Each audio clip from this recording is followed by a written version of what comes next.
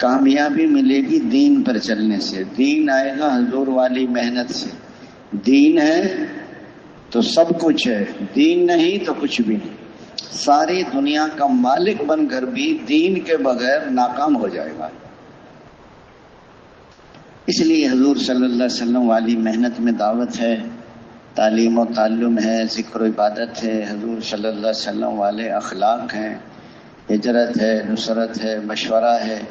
محنت بھی ہو، حضور صلی اللہ علیہ وسلم والی فکر بھی ہو، درد و غم بھی ہو. یہ جو درد و غم ہے اس کام کی روح ہے. فرمایا درد و غم ہوگا تو یہ تبلیغ کا کام طبیعتوں پہ بوجھ نہیں ہوگا، اور اگر درد و غم نہیں ہے تو یہ تبلیغ کے تقاضے طبیعتوں پر بوجھ بن جائیں. تاجر کو تجارت کی فکر ہے، وہ تجارت کے کسی کام کو بوجھ محسوس نہیں. آپ نے دیکھا ہوگا کہ رمضان کے مہینے میں ساری رات جاگتے، جوتوں والے، کپڑے والے، مٹھائی والے، درزی تو سوتے ہی نہیں بیچارے. ان کو آتا ہے نا پیسہ آ رہا ہے، وہ پیسہ ان کو، پیسے کا یقین آدمی کو نہیں سونے دیتا. جب شام کو کھانا بھی نصیب نہیں ہوتا، گھر والے دوپہر کا کھانا بھیجتے ہیں، ٹھنڈا ہو کر واپس آ جاتے ہیں. گھر والے پوچھتے ہیں کھانا نہیں کھایا، کہ ٹائم ہی نہیں ملا. وہ کام ہے نا ان کو. تو جب شام کو آ کے پیسے گنتے ہیں نا تو ان کی ساری تھکاوٹ ختم ہو جاتی ہے، اور جب پیسوں کو محبت سے دیکھتے ہیں تو ایمان کی حلاوت بھی ختم ہو جاتی ہے. اس لیے فرمایا یہ محنت ہے، یہ ذمہ داری ہے. اللہ نے اس امت کو اس محنت کے لیے چنا ہے، پسند کیا ہے. اس وجہ سے اللہ تعالیٰ اس امت کو بہترین امت فرما. اس لیے فرمایا جب دعوت کی محنت شروع کریں گے تو دعوت کا وجود بن جائے گا. اور وقفہ تربیت کے زمانے میں مجاہدے اور مشقتیں اٹھانی پڑتی ہیں. جس لائن کی ذلتیں نہیں اٹھا سکتے اس لائن کی عزتیں نہیں پا سکتے. جس لائن کی مشقتیں نہیں اٹھا سکتے اس لائن کی راحتیں نہیں پا سکتے. آزمائش آتی ہے ترقی کے لیے، پھر مدد آتی ہے تسلی کے لیے. آزمائش آ جائے تو گھبرانا نہیں، اور مدد آ جائے تو اترانا نہیں. یعنی مدد تو اللہ نے کہ ہمارا کیا کمال ہے اس میں. پہلے وجود دعوت ہے، پھر وقفہ تربیت ہے، پھر اظہار نصرت ہے، پھر فیصلہ قدرت ہے. یعنی دعوت کی محنت شروع کریں گے تو دعوت کا وجود بن جائے گا. وقفہ تربیت کے زمانے جیسے ابھی 4 مہینے میں چل رہے ہیں، یہ وقفہ تربیت صحابہ کو 13 سال تک مار کھائی ہے. یہ زمانہ تربیت کا تھا. انگاروں پہ لٹا رہے ہیں لیکن دعوت کو نہیں چھوڑا. پاؤں میں رسی ڈال کے کھینچا ہے لیکن دعوت نہیں چھوڑی. سینے پر چٹانیں رکھی ہیں، تڑپ تڑپ کے روح پرواز ہو گئی لیکن دعوت نہیں چھوڑی. حضرت سنیرہ کو باندھی تھی، زرہ پہنا کر لوہے کی دھوپ میں کھڑا کر دیتے، نابینا ہو گئیں لیکن دعوت نہیں چھوڑی. حضرت سمیہ رضی اللہ عنہ شہید ہو گئیں لیکن دعوت نہیں چھوڑی. حضرت ام شریک کو 3 دن بھوکا پیاسا رکھا، دھوپ میں ڈال دیتے. اللہ نے غیبی مدد کی، جنت سے پانی کا ڈول اتار کے پلایا لیکن دعوت نہیں چھوڑی. حضرت عمار بن یاسر کے سینے پر اتنی بڑی چٹان رکھ دی کہ تڑپ تڑپ کے روح پرواز ہوگی لیکن دعوت نہیں چھوڑی. اور ہم رائے میں بھی دعوت نہیں، سب سے زیادہ آسان دعوت دینا رائے میں ہے. یہ نہ سمجھے کہ تبلیغ نہیں، اپنا میرا گھر جب بدلے گا جب میں اپنے دل کو نشانہ بنا کر کہنا دوسروں کو ہے، سنانا اپنے دل. جیسے ساس ہوتی ہے نا خواخی، وہ کہتی بیٹے کو ہے، سناتی بہو کا. تو کہنا دوسروں کو ہے، سنانا اپنے دل. ہر آدمی اپنی زبان سمجھتا ہے. پشتو والے پشتو سمجھتے ہیں اور اردو والے اردو. دعوت تو اپنے لیے ہے. ہم بہانہ لگاتے ہم گئے تھے ادھر سرحد میں، اردو والے کہتے ہیں پشتو نہیں آتا، پشتو والے ہمیں اردو. اس کا مطلب ہے ہم نے اپنی نیت ہی نہیں کی. اور اپنی نیت اگر ہم نے نہ کی تو ہمارے کہنے سننے سے لوگوں کو فائدہ ہو جائے گا، ہم محروم ہو جائیں. اللہ کا وعدہ محنت کرنے والے تو اس لیے محروم ہو جاتے ہیں کہ انہوں نے اپنی نیت ہی نہیں کی. اور جن کی نیت کر رہے ہیں دوسرے، ان کے ساتھ اللہ کا وعدہ نہیں ہے.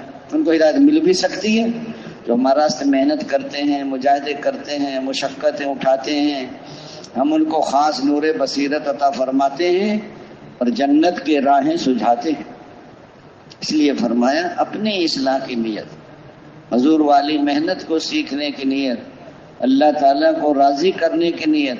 اس لیے فرمائے محنت ہے جب زمانہ تربیت کا گزر گیا پھر اللہ کی مدد آئی ہے بدر میں، 13 سال تو مار پڑی ہے، اور پھر اللہ نے اپنی نہتے 313 سامان جنگ بھی نہیں ہے، اللہ تعالیٰ فرما حضور ساری رات دعا مانگتے رہے، یا حی یا قیوم برحمتک نستغیث۔ اللہ تعالیٰ فرما 1000 فرشتہ بھیج رہا ہوں، پھر فرمایا 3000 بھیج رہا ہوں، پھر فرمایا 5000 بھیج، پھر فرمایا میں خود ہی آ رہا ہوں سنے۔ جو مار رہے تھے وہ مر رہے تھے، جو پیٹ رہے تھے وہ پٹ رہے تھے۔ اللہ تعالیٰ نے 13 سال تک تو مجاہدہ، ایک دن میں سارا کام ہو، 70 قتل ہو گئے، 70 قید میں آ گئے، مار کھا کے مکے پہنچ گئے۔ ان کو پتہ چل گیا اللہ کی مدد کس کے ساتھ ہے، اور فرمایا پھر فیصلہ قدرت ہے، پھر اللہ تعالیٰ مسلمانوں کو غلبہ دیتے ہیں۔ ایک زمانہ تھا کیسر و کسرا والوں کے تابع تھے یمن والے، اور یمن والوں کے تابع تھے مکے مدینے والے۔ پھر ایک ایسا زمانہ آیا کہ مکے مدینے والوں کے تابع تھے یمن والے، اور یمن والوں کے تابع تھے کیسر و کسرا والے۔ اللہ تعالیٰ نے ان کی حکومتوں کو توڑ کر صحابہ کرام کے پاؤں میں لا کر ڈال دیا۔ ان کی شہزادیاں ان کی باندیاں بنی ہیں، ان کے شہزادے ان کے غلام بنے ہیں، ان کے تاج و تخت ان کے پاؤں میں آئے۔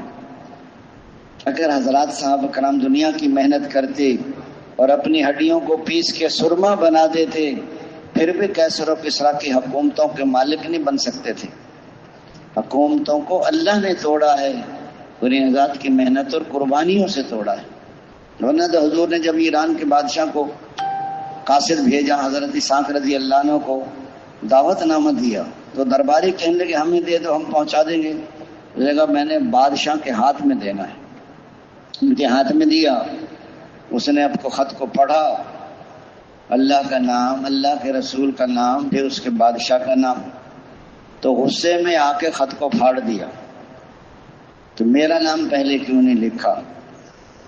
اور اس نے جو بازان گورنر تھا ان کی طرف سے یمن میں، اس کو حکم دیا کہ 2 مضبوط سپاہی بھیجو، جس نے خط بھیجا ہے تو ان کو پکڑ کر میرے پاس لے آؤ۔ اچھا جب اس کا غصہ ٹھنڈا ہوا نا، اس وقت تو غصے میں پھاڑ دیا خط، پھر اس نے کہا قاصد کو تلاش کرو، تو وہ نہیں ملے، وہ نکل گئے تھے، بہت دائیں بائیں لوگوں کو بھگایا۔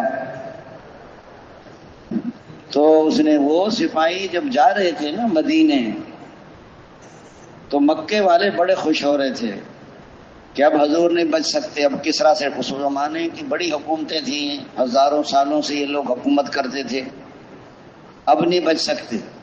وہ دونوں آئے، ان کی بڑی بڑی مونچھیں تھیں۔ حضور نے فرمایا یہ مونچھیں بڑھانے کا حکم کس نے دیا آپ کو؟ کہ ہمارے بادشاہ کسرا نے۔ تو میرے رب نے حکم دیا ہے مونچھیں کٹاؤ اور داڑھی بڑھاؤ۔ ہم بھی کٹائیں گے مونچھیں، تو مونچھیں کٹانے کا حکم ہے، مونچھیں بڑھانے کا حکم نہیں ہے۔ وہ کہنے کہ ہم تو آپ کو لینے آئے، حضور کو میں صبح جواب دوں گا۔